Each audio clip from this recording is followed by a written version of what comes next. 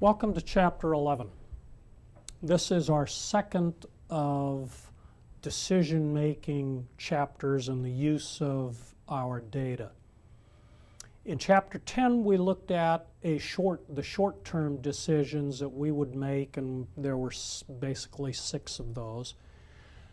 In Chapter 11 now, we move, and those were all short-term decisions. In Chapter 11, we move to long-term decisions. For example, should we buy this machine? Should we build this plant? And the reason then, this brings in a whole different set of ramifications to our decision making, in that what we know today, and let's just think of it in common sense. If somebody were to offer you $1,000 today or $1,000 a year from now, most of you will take the $1,000 today, and you'll give several reasons for that. One, $1,000 a year from now, especially with as weak as the dollar is not going to be worth as much. I don't know you. Something could happen to you. I'd rather have the money in my hands and put it to work. So what we're looking at then is a concept called the time value of money. Now, for this, you're going to need in your textbook Appendix B, which has 4 tables in it. Tables B1 and B3 deal with present values, and tables B2 and B4 deal with future values. Let's look at tables B1 and B3, because those are going to be the ones you'll be using mostly. Table B1 is the present value of 1. That means a one-time sum. We want to discount it back into today's dollars. That's the goal of our exercise here in Chapter 11, is to take all these future cash flows from buying a machine, discount them using some appropriate factor to get us to the present value today of all these future cash streams.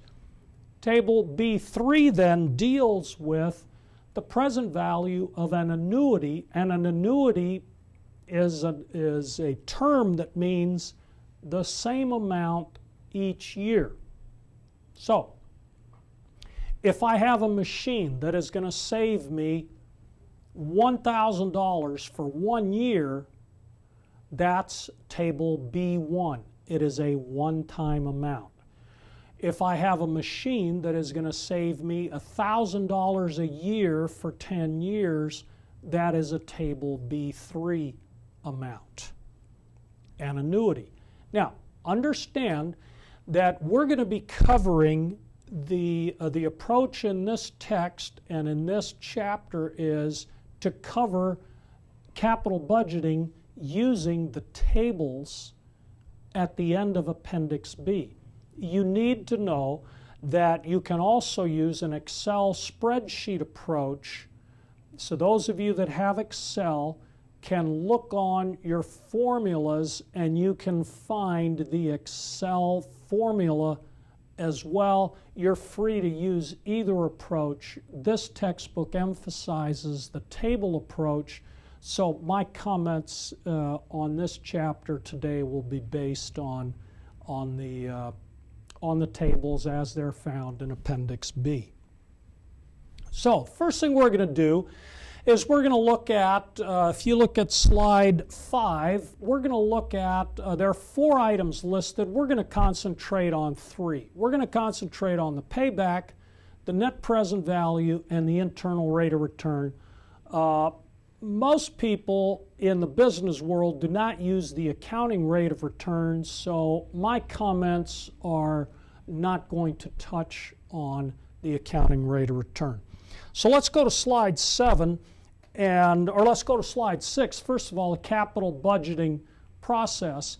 And what we're going to look at is why we need to use time value of money, and it's primarily because large amounts of money are required and the investments are for a long period of time. Those are the two major reasons we need then to look at the time value of money.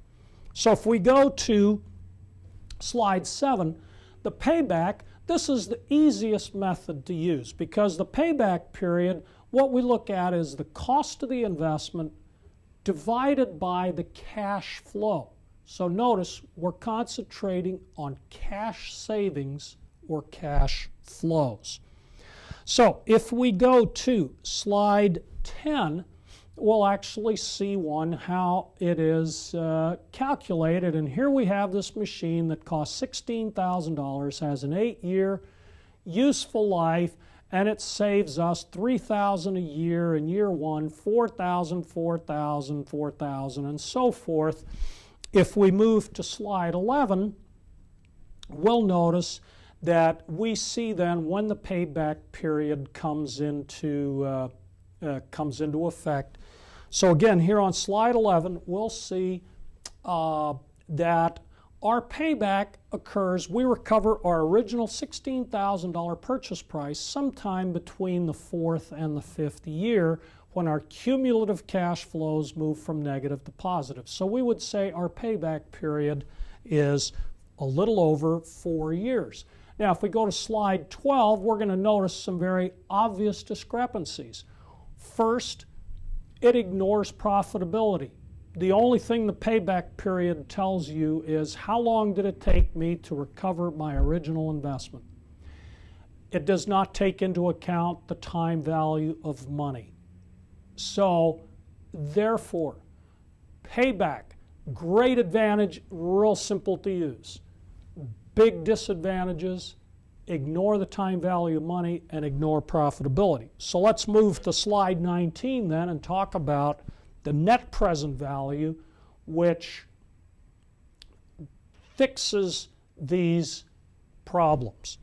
So if we move to slide 20, we'll notice that what we're doing is we're taking all the future cash flows and we're bringing them back to today's value based on some number that is typically called by various names. It's called cost of capital, it's called hurdle rate, it's called the opportunity cost, it's called the minimum required rate of return. It depends on the situation, but all of those terms will mean that if a project doesn't at least achieve a minimum desired amount, we should not consider it.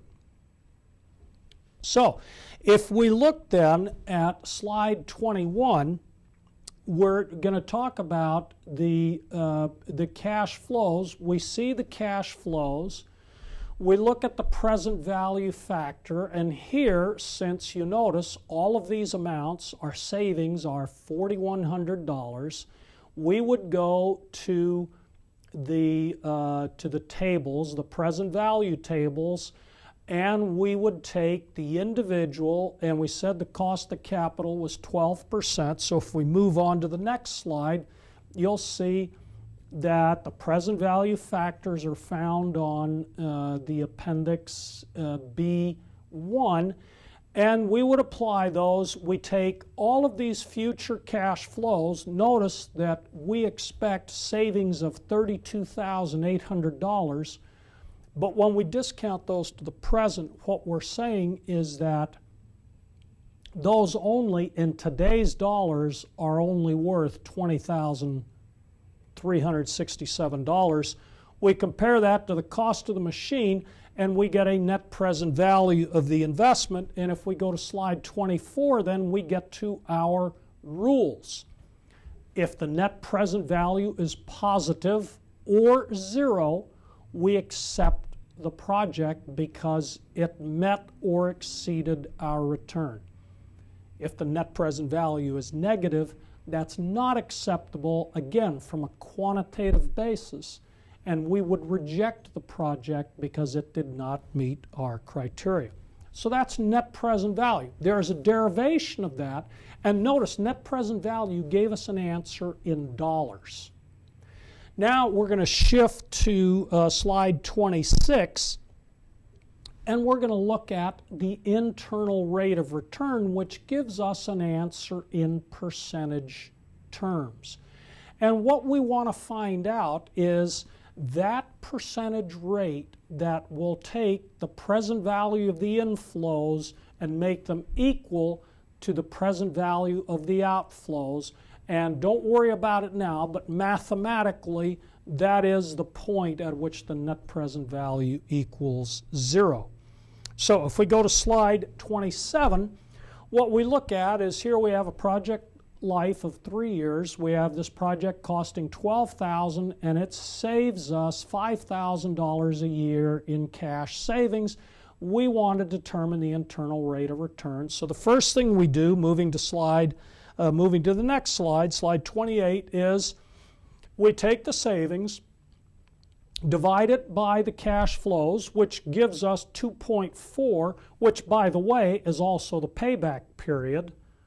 Again, remembering the payback period was the initial cost divided by the cash savings. So we take this 2.4, and then moving to the next slide, we look that up under 3 years because that was the project's useful life, and we slide down until we find the factor that reads 2.4.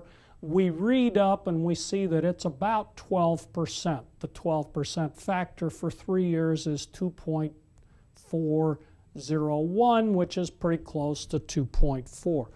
So if we move to the next slide, then we'll see again just what we looked at. That just follows the comments I was just making. Now we come to the acceptance criteria. So if we move to the next slide.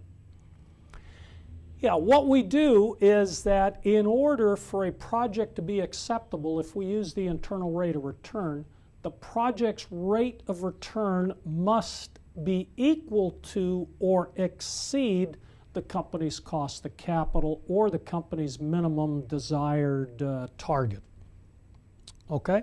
Now, if we then move to slide 34, we're going to see all of these, including the accounting rate of return. We're going to see all but the three important ones, the payback, the net present value, and the internal rate of return. We're going to look at how they're measured. We're going to look how do we express the measurement. We're going to look at the strengths of each and the limitations of each. This is a good summary table that will lay out for you why we use one or another. I can tell you from my experience in the corporate world, the net present value technique and the internal rate of return are the two most widely used. However, I know from my own personal experience, we use the payback period because that's a question that almost everybody is going to ask you, and that is, how long does it take for me to recover my original investment? So, because of its severe deficiencies, don't rule out the payback period, although quantitatively the net present value and the internal rate of return are far superior.